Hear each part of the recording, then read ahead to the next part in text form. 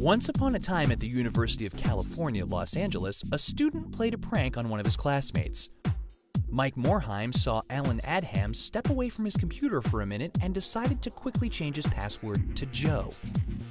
Unsuspecting of this treachery, Adham came back, typed in his password, and logged back on. Morheim was stunned. How had Adham gotten through? So Morheim went to Adham, confessed his prank, and asked how he'd beaten him. But Adham was equally surprised. He just put in his password. And then it hit Morheim. By complete coincidence, Joe had been Adham's password in the first place. From then on, the two classmates became close friends. So close that they ended up going into business together. 20 years, dozens of titles, and one of the greatest legacies in gaming history later, their studio has emerged as one of the single most powerful forces in all of entertainment, a company so popular that they warrant their own convention.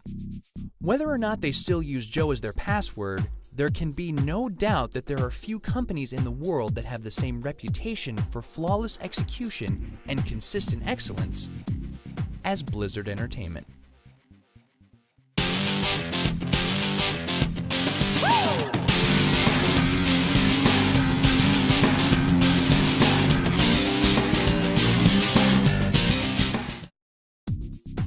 After he graduated, Alan Adham decided there was no better time to follow his dream.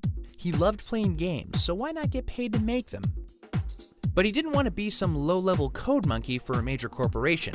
He wanted to be his own boss, working on his own schedule. He wanted to start his own company. So he called up Mike Morheim and asked him to join him on his venture, and he also called another classmate of his, Frank Pierce. I met Alan through a mutual acquaintance at school, and it was really fortunate because I really felt like I wanted to make games. Thought that would be a really cool career, but really had no idea how I would go about doing that.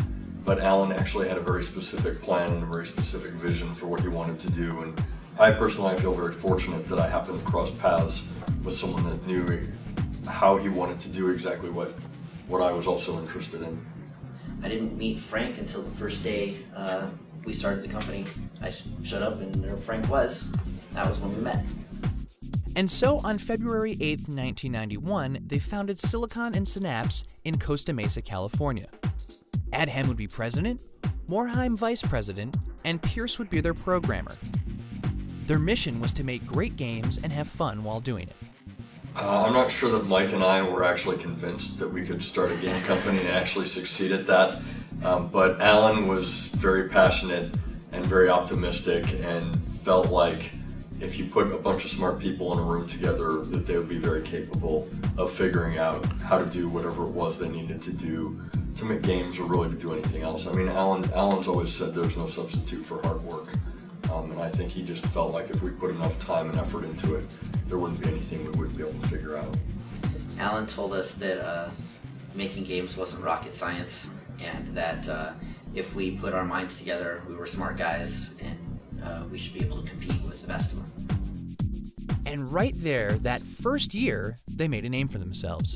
In 1991, they released RPM Racing for the brand new Super Nintendo, a game influenced by the earlier Racing Destruction set for the Commodore 64. In making it, Silicon and Synapse had become the first American studio to put out a game for that system. Not too bad a start. 1992 was a little different. Instead of making their own games, they ported a number of already released titles onto other platforms. They brought The Lord of the Rings to the Amiga and Battle Chess to Windows, among many others. It wasn't exactly the most exciting work in the world, but it paid well. But of course, their real passion was in making new games, and that same year they released The Lost Vikings for a variety of platforms. The Lost Vikings featured 3 Vikings who are, what else but, sucked into a spaceship by the evil Tomator and have to escape. It was an action platformer, but with a unique twist. The player could cycle through each of the 3 Viking characters at will, which he'd have to do since each one had unique abilities necessary to solve the puzzles. It was a sort of single multiplayer game. It also boasted a fantastic art design and wonderful sense of humor, and was an early indicator of the kind of personality and quality that would later define the company. it was different and special for us because it was really our first completely original title. So yeah, we had a great time working on that game, and we learned a lot of our early sort of game design lessons and lessons about the value of iteration. You mean with Lost Vikings, it's certainly something that you run across people on the street and they say, oh, I played Lost Vikings, it was a really cool game. And I think it has some sort of appeal that you can't really quantify for people, which is really cool. The game went on to become an icon of the company's early work and was followed by a sequel in 1995. With the release of Rock and Roll Racing for the Super Nintendo and Sega Genesis in 1993, Silicon and Synapse was starting to make a name for itself. That year even saw them win their first award for Best Software Developer from Video Games Magazine. The trouble was, the name itself wasn't working. Silicon and Synapse was supposed to be a cute term for the combination of technology and creativity, but sadly, none of the business people they dealt with knew what a synapse was. It was just confusing people, and the young company didn't need to be doing that. So they rebranded themselves as the name they wanted to be known by forevermore: Chaos Studios. There were larger issues as well. For one, even with just a handful of guys doing what they loved, the atmosphere was hardly relaxed. I remember at the beginning, I remember it being hard work and long hours. I remember our schedule today I feel like is very relaxed compared to our schedule back then, because I worked in the aerospace industry before I started with Silicon and Synapse, and I used to get to work at 7 a.m. And so I actually continued that trend when I started working on games, and we used to show up to the office between 7 and 7:30 in the morning and work at least a 10 or 12 hour day. I was never here at 7 a.m., but I worked very late. Worse, even for all their success, the numbers weren't adding up. They only had 15 employees, and yet to make payroll, the founders were having to take advances on their credit cards and even beg their parents for money. When even the allowance started to run dry, they knew something had to change. So in 1994, Chaos Studios seriously considered a pair of acquisition offers. One was from major publisher Interplay, the other from educational software developer Davidson and Associates. Initially, the choice seemed obvious. The young company wanted to join into one of gaming's biggest stars. But after thinking about it some more, they realized that at Interplay they'd just be another cog in the wheel and wouldn't have the freedom to do whatever they wanted. By contrast, Davidson and Associates didn't know the first thing about the gaming world, and therefore was willing to let the guys have absolute free reign over their products. It was a tough decision, but in the end, the guys took the gamble on the gaming newbies.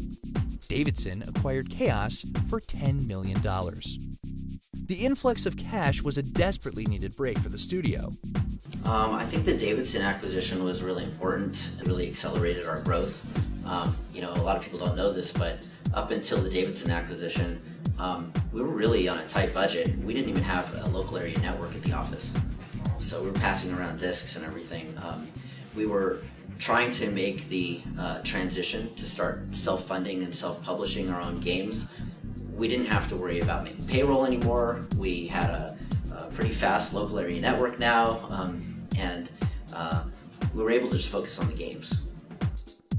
But just as things were finally getting stable, Chaos found that they could no longer be Chaos. Another software company owned the rights to that name, so, once again, they had to change it.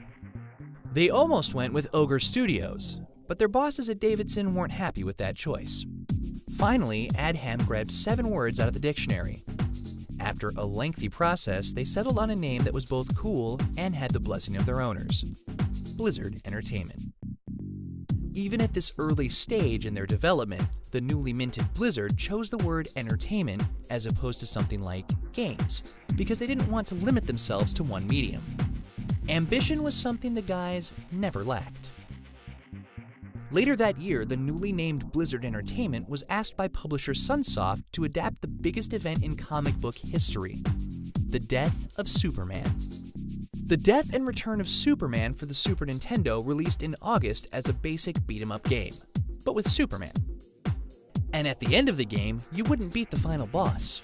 Rather, you'd kill each other, and then start the game all over again as one of the 4 other Supermen, and only if you played through as all 5 of them would you get the final ending. For Blizzard, it was a testament to the reputation they'd earned. In only 3 years, they had been entrusted with one of the biggest names in all of entertainment. In September of that year, they released another original game, the shooter platformer Blackthorn for the SNES and DOS. To get the motions looking as realistic as possible, the crew recorded Frank Pierce's movements and then converted the video into the game's graphics, a process called rotoscoping. The game once again featured a distinctive art direction and a quirky sense of humor, another step on the road to the emerging Blizzard style. So, 1994 had been a big year. The company had been acquired, changed its name, released a game based on no less than Superman, and released another game of their own, Blackthorn. What more could one small developer possibly do in a year? Well, as it turned out, they had one more game to release for the holidays. They would close out '94 with a little game called Warcraft. 2 years earlier, Westwood Studios had released Dune 2, a strategy game in which the player had to manage his resources in order to build new structures that would in turn produce units that could fight the enemy. This game style was so different that it became its own genre, real-time strategy, or RTS. The game had been a modest success, but by 1994, not a single new RTS had been released. Blizzard, however, had plans of its own. Dune 2 came out, and I remember that just light bulbs were going on in our brains. We just thought it was the coolest thing. And but it was single player, and we thought that it would just be really awesome to have a real-time strategy game that you could play with another person. Of course, we always try to set everything in a fantasy universe. So that was our formula for success at the time. Since the complex controls for an RTS didn't map very well onto a controller, Warcraft would be Blizzard's first game to be exclusive to the PC. It would also be the first game they published by themselves, making use of Davidson's already strong distribution arm. The game itself was almost perfectly balanced between its two factions, because its two factions were practically identical. Each side's units did the same damage and had the same health, with only a few exceptions. That being said, the art design was gorgeous and the fantasy setting provided for a fun story. Beyond that, it had multiplayer. This was limited to LAN, or if the player knew how, a direct connection to another IP address, but it still made for some heated head-to-head strategic combat that literally no other game had. It didn't hurt at all that this was the first real-time strategy game since the first real-time strategy game, so the market was wide open. Warcraft Orcs and Humans was well received and reached solid sales. Nothing mind-blowing, but it was strong enough for Blizzard's owners, Davidson and Associates, to greenlight a sequel. The guys were doing well now. They had enough money to grow the company, they were starting to obtain a fan base, and they had complete creative freedom. And they'd done it all in only 4 years. And with Warcraft already out the door, they thought the sequel might do even better. They had no idea. Tune in next time to see Blizzard explode.